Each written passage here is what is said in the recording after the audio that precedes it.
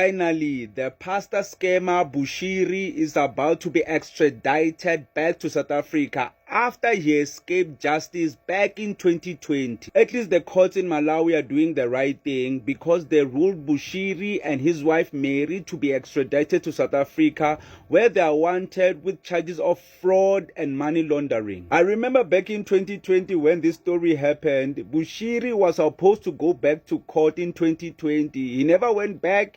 He fled to Malawi. I know some people are probably asking, who's Bushiri? They probably forgot about him because it's been 5 years. We are in 2025. Bushiri was born in Malawi and he moved to Pretoria to lead his congregation in the Enlightened Christian Gathering. This guy, his crime is basically defrauding Abogogo of their pensions. He defrauded them of 100 million rands, $6 million.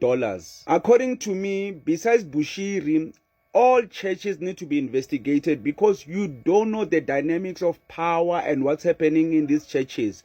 Because the pastor is a higher authority and is a man of God, everyone in the congregation are willing to do anything and everything that the pastor says, no matter how crazy it is. So we need to really investigate these churches and actually find out what's going on, because right now people are desperate and are willing to do anything to make sure that their lives are good. So they're willing to listen to anyone.